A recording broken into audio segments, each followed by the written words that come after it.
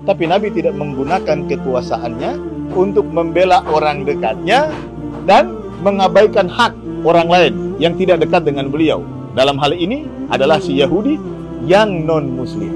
Jadi hubungan kekerabatan tidak boleh mempengaruhi kesaksian kita. Atau hubungan ekonomi pada pihak-pihak yang bersengketa. Jangan karena ada yang kaya lalu kita berharap dapat manfaat mempengaruhi kesaksian kita. Atau ada yang miskin kita kasihani lalu mempengaruhi juga kesaksian kita.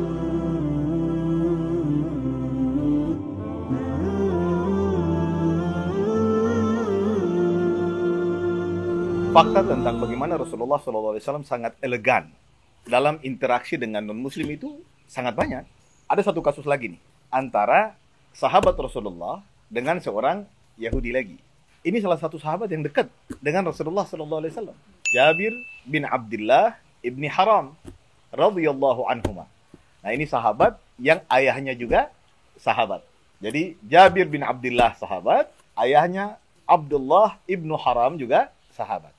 Nah, Jabir ini dia ikut bersama ayahnya saat Bai'atul Aqabah Tsaniyah, saat Bai'ah Aqabah yang kedua.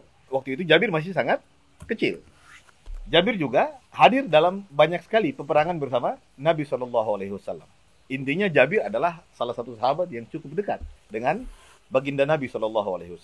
Nah, Jabir ini punya kenalan seorang Yahudi yang sering berinteraksi dengan Jabir. Jabir punya kebun kurma, tapi ada saat-saat tertentu di mana dia butuh kurma karena kebunnya belum panen. Lalu biasa kebutuhan itu dipenuhi oleh seorang Yahudi dengan diganti nantinya oleh Jabir saat kebunnya panen. Nah, suatu saat memang akhirnya Jabir memenuhi kebutuhannya dari Yahudi tadi. Terjadilah transaksi dengan kesepakatan Jabir akan mengganti saat musim panen di tahun itu. Lalu begitu musim panen tiba, datang si Yahudi ini menemui Jabir. Dia datang menagih hutangnya. Jabir di tahun itu kebetulan memang panen, tapi total panen kurma Jabir setelah Jabir hitung-hitung itu tidak cukup untuk membayar hutang kepada si Yahudi. Akhirnya Jabir meminta tenggat waktu lagi. Jabir meminta kepada temannya si Yahudi itu untuk ditunda atau diberi tenggat sampai panen berikut. Gitu. Nah, tapi si Yahudi keberatan. Dia menolak. Dia bilang tetap hutangnya harus diganti. Jabir bingung. Dia sulit sekali mendapat solusi atas masalahnya karena si Yahudi ini tetap kekeh, tetap tegas meminta agar hutangnya diselesaikan. Dalam kondisi seperti itu, akhirnya Jabir menyampaikan situasinya kepada Nabi SAW. Lalu Rasulullah berkata kepada para sahabat yang ada bersama beliau saat itu, "Imshu nastanzir li Jabirin minal Yahudi." Ayo kita pergi temui Jabir dan kita coba bicara dengan si Yahudi itu. Meminta agar Jabir diberi waktu tenggat lagi. Kita coba bicaralah sama Yahudi. Akhirnya pergi Nabi SAW bersama beberapa sahabat yang menemani beliau ke kebun Jabir. Sampai di sana Rasulullah langsung bicara sama si Yahudi itu. Meminta agar Jabir diberi tenggat waktu lagi. Tapi apa jawab si Yahudi? Abul Qasim la unziruhu. Abul Qasim adalah kunyah Nabi. Si Yahudi mengatakan, "Wahai Abul Qasim, mohon maaf, saya tidak bisa memberi tenggat waktu lagi kepada Jabir. Dia harus membayar hutang saya." Akhirnya Rasulullah SAW kemudian berjalan di kebun Jabir, mengelilingi kebun Jabir sambil melihat-lihat kurmanya yang sudah mulai berbuah. Kembali Rasulullah setelah berjalan-jalan mengelilingi kebun Jabir, Rasulullah bicara lagi dengan si Yahudi tadi. Berupaya lagi. Rasulullah bernegosiasi lagi, meminta agar Jabir diberi waktu tenggat lagi. Tapi Yahudi tetap tegas menjawab, "Abul Qasim la unziruhu." Wahai Abul Qasim, saya tetap tidak bisa beri waktu lagi. Lalu kata Jabir, ini cerita yang meriwayatkan adalah Jabir sendiri. Jadi kata Jabir, setelah saya melihat Yahudi itu menolak untuk kali yang kedua, saya memetik beberapa rutab. Rutab itu kurma muda, lalu saya bawa ke Nabi. Saya suguhkan ke Nabi, lalu Nabi makan beberapa butir kurma muda itu. Lalu Nabi sampaikan kepada Jabir. Kata Rasulullah, "Aina arishuka ya Jabir?" Di mana tempat istirahatmu? Jadi arish itu semacam gubuk kecil gitu ya di kebun. Ya, jadi arish itu sesuatu atau semacam gubuk atau tempat yang ada tutup atasnya. Gitu.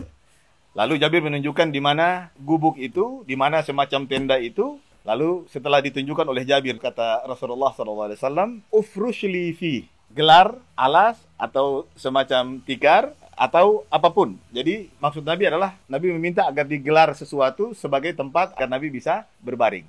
Sebagai alas agar Nabi bisa berbaring. Nabi kemudian berbaring di tempat itu sebentar, tidak berapa lama Nabi bangun lagi.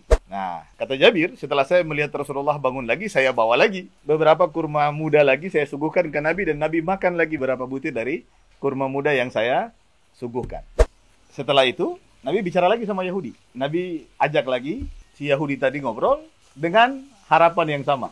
Mudah-mudahan si Yahudi sudah berubah pendiriannya dan mau memberikan tenggat waktu ke Jabir sampai panen berikutnya. Fa'aba. Tapi tetap si Yahudi menolak.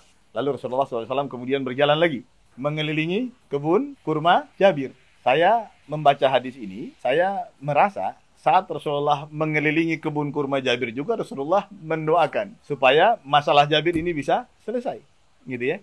Setelah muter lagi, Rasulullah SAW kemudian manggil Jabir. Lalu Rasulullah katakan kepadanya, "Ya Jabir, judda waqdi." Artinya, ya Jabir, petiklah kurma ini, panen saja dan ganti hutang si Yahudi. Ingat nggak di awal bahwa Jabir sebenarnya merasa bahwa hasil panennya tahun itu tuh tidak cukup untuk mengganti utang si Yahudi tadi. Tapi karena Rasulullah SAW memerintahkan dia untuk panen saja dan ganti utang si Yahudi itu, Jabir laksanakan. Akhirnya mulailah dia mengerahkan orang-orang yang bekerja bersamanya, dipetik kurma itu, panen dilakukan, dan dia mengganti utangnya kepada si Yahudi. Setelah menyelesaikan urusan sama Yahudi, dia datang bertemu dengan Rasulullah SAW melaporkan bahwa, ya Rasulullah, utangku sudah aku selesaikan, aku telah panen, aku telah petik kurma-kurmaku, aku telah ganti utang si Yahudi, dan masih ada lebih dari hasil kebunku ya Rasulullah SAW. Ya, tentu itu adalah contoh dari mukjizat Rasulullah SAW. Jadi saat beliau berkeliling di kebun itu, beliau juga mendoakan agar Jabir bisa mengganti hutang kurmanya kepada si Yahudi tadi. Dan Allah Subhanahu wa taala mengabulkan harapan Nabi, dan hasil kebun Jabir Allah berkahi sehingga saat Jabir melakukan panen dia mampu mengganti utang Yahudi itu, bahkan masih ada kelebihan dari hasil panen Jabir yang awalnya dia duga tidak mencukupi untuk membayar hutang kepada si Yahudi. Jabir sampaikan itu kepada Nabi, Nabi bergembira dan Nabi berkata, perhatikan kata Nabi SAW, kata Nabi, "Asyhadu anni Rasulullah." Jadi Rasulullah sendiri di saat itu, saking gembiranya beliau, harapan beliau terkabulkan, doa beliau Allah ijabah, beliau sendiri langsung berkata saat itu, "Asyhadu anni Rasulullah." Saya bersaksi bahwa saya benar adalah utusan Allah Subhanahu wa taala.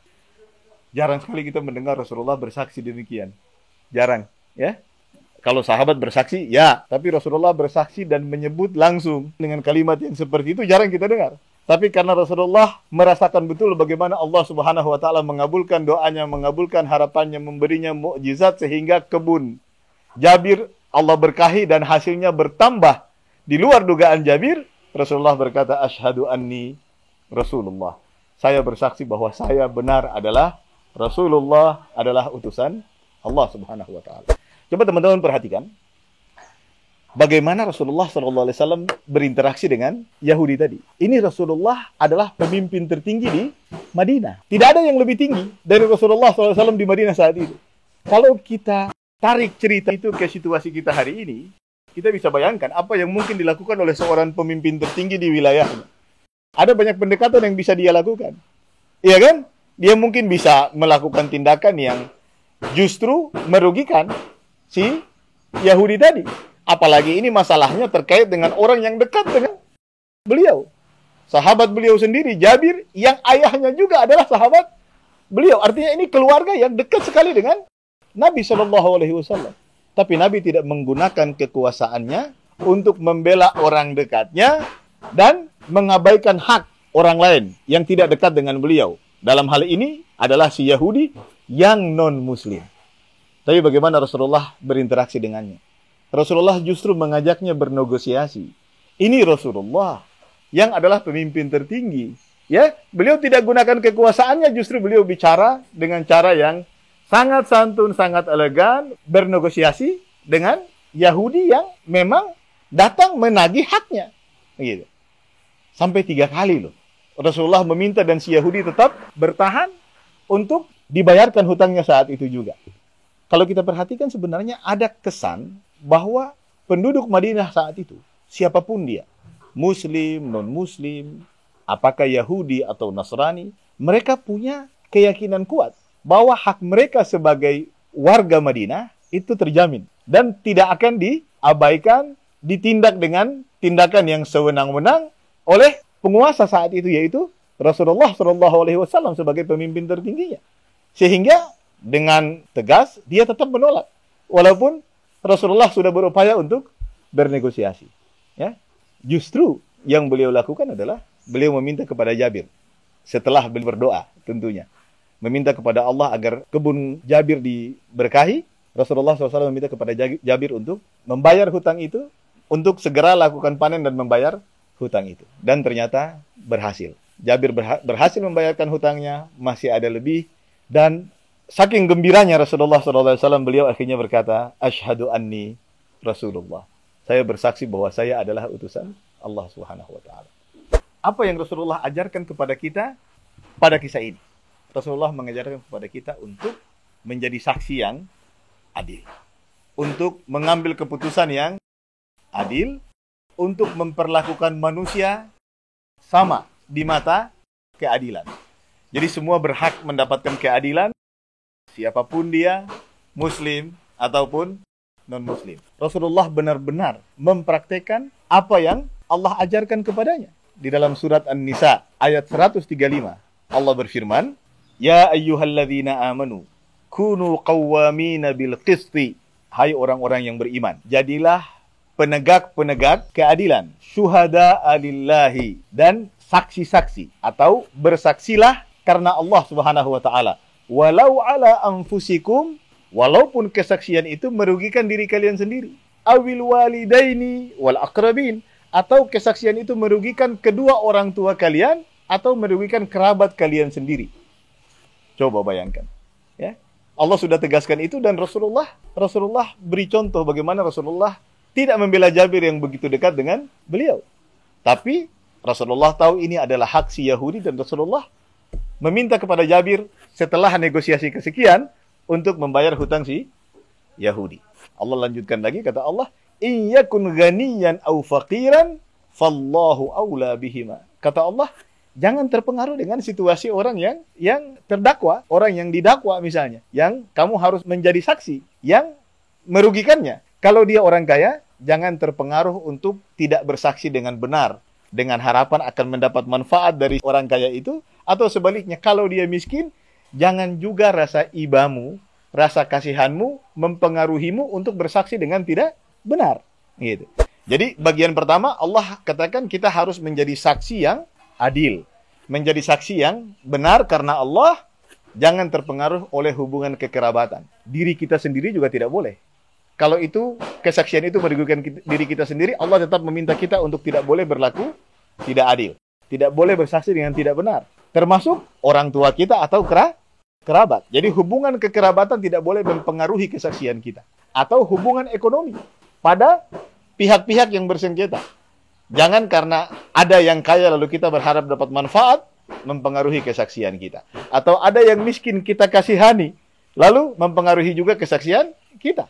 Allah lanjutkan, kata Allah, Fala tattabi'ul hawa an ta'dilu. Kata Allah, jangan ikuti hawa nafsu kalian sehingga kalian berlaku curang. Sehingga kalian menyimpang dari bersaksi secara benar, sehingga kalian menyimpang dari bersaksi secara adil. Subhanallahil azim.